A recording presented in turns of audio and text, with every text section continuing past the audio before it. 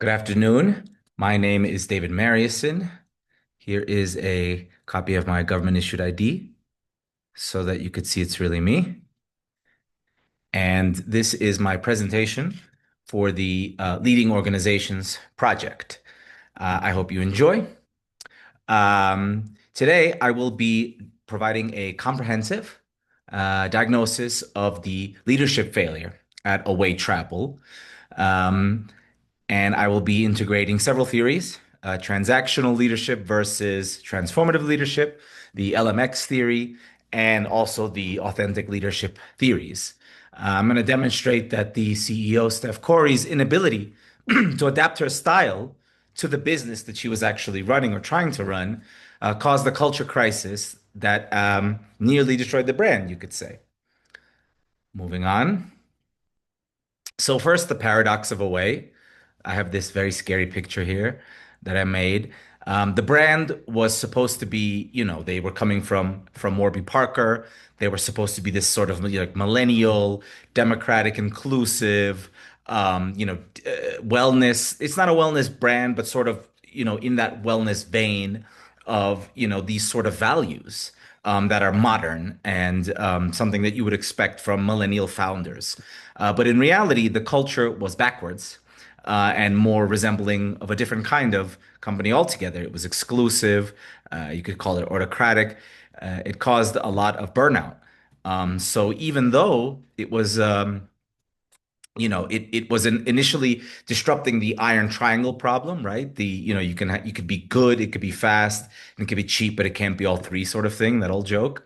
So they were trying to offer a product that was high quality, affordable, and on the outside they were almost like a unicorn. You could say they hit 12 million in revenue within 12 months. But internally there was this very toxic culture. And the 2009 Verge expose or report sort of exposed that. And I think this was because, even though the product was modern or a modern twist on something that has existed for a long time, the leadership itself was archaic and backwards. And ultimately that sort of hypocrisy and contradiction is what caused it to almost fall apart. Okay. So here we have another. I'm going to try to move out of the way so you can see it here. It's a little bit busy, but one of the theories that we looked at in our coursework was transactional versus transformative leadership. Um, what she needed to do was be transformative, but in the end, she ended up being transactional, but sort of hypocritically and manipulatively coaching her behavior in the language of transformation when it wasn't that at all. So she was really a transactional leader. And we studied Base's full range leadership model there. She was guilty of management by exception. This is the kind of leader that actively monitors for mistakes and punishes them, right? That's evidenced in the pretty crazy sort of Slack policies that were going on there. Um, and you could say that she was overly focused on corrective criticism. She was calling people out for mistakes and doing it in a public forum, which is really sort of nasty. It's the opposite of what she should have been doing, which is sort of one-on-one coaching and fostering a sort of environment where people could be free to be creative. And she was manipulatively sort of coaching that in or couching it in the language of something else entirely. Moving on to the next slide.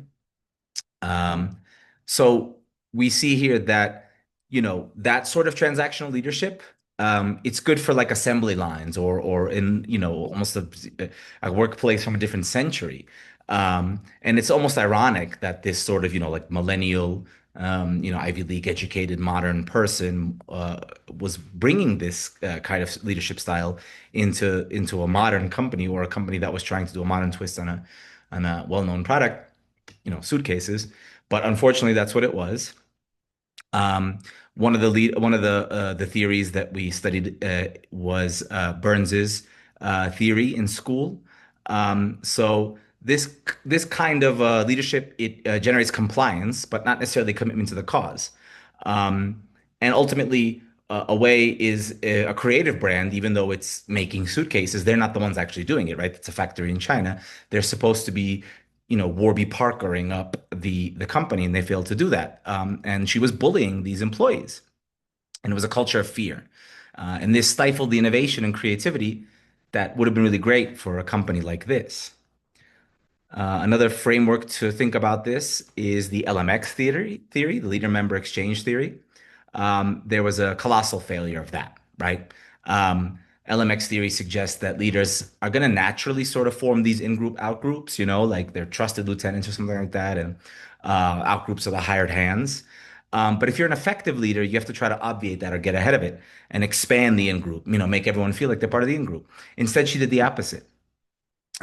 She was encouraging people to define themselves by their stamina, right? The sleepover, the pizza's available for anyone who's going to stay. You can leave if you want to, but I have to stay. It's very manipulative. And it caused the, outgroups to grow. And in fact, the marginalized employees, the LGBTQ and minority employees form their own topic. And when she finds out about that, she views it as a threat and fires them rather than engaging with them. This leads to the terrible turnover, terrible PR, obviously, and it damaged the company, and it certainly would have damaged the company's reputation when the Verge article came out. And then the other framework, the theoretical framework that we covered in our coursework, was the authentic leadership gap. So she failed to do that. And this is Bill George's five dimensions of authentic leadership. She failed the heart test.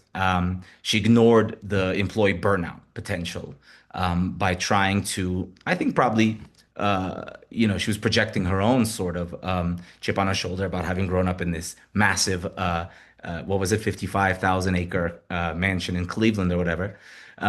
So, she felt that she grew up privileged, I think, and so she was sending out, texts at 1 a.m. and expecting people to behave as if they had the kind of equity in this brand that she did, which is not a good way to lead at all.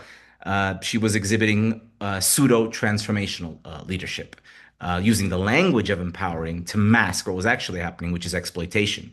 And that hypocrisy is what broke the trust with her team.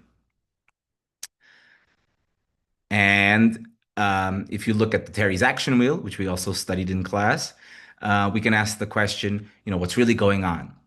And I think she was focusing too much on structure or rules and resources, time, trying to get people to put in a lot of time into their work days, but neglecting the meaning and the mission part, at least inside of the company culture, even though externally they were selling it as something that's more meaning and mission focused. When a lifestyle brand is ignoring that, the employees themselves are going to feel commodified, and that's going to lead to poor results. So I think we weren't asked to do this for this assignment, but if I were on, advising the board, I would say that the solution is to pivot, obviously, from transactional to transformational leadership. And you see here, I made this chart about the four I's. What the CEO, what Ms. Corey needed to do was to replace management by exception with individualized consideration.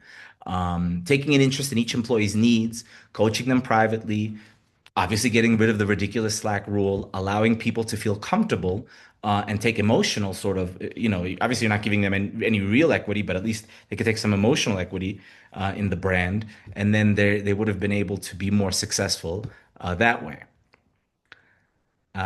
So the strategic recommendations are repair LMX, rebuild relationships or build relationships with the outgroups, diversity, inclusion, DEI, whatever it is, LGBT, don't fire these people, obviously. Um, Restore the authenticity of the brand, align HR policies with the company's stated, it's not a wellness brand, but sort of wellness adjacent values. And start implementing some adaptive leadership.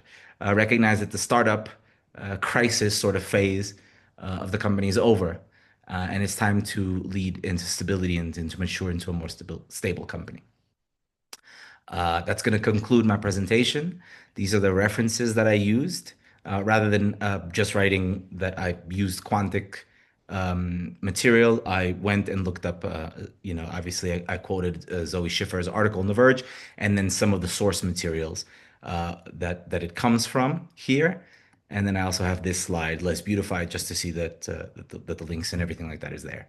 That's gonna conclude this presentation. I hope you enjoyed it.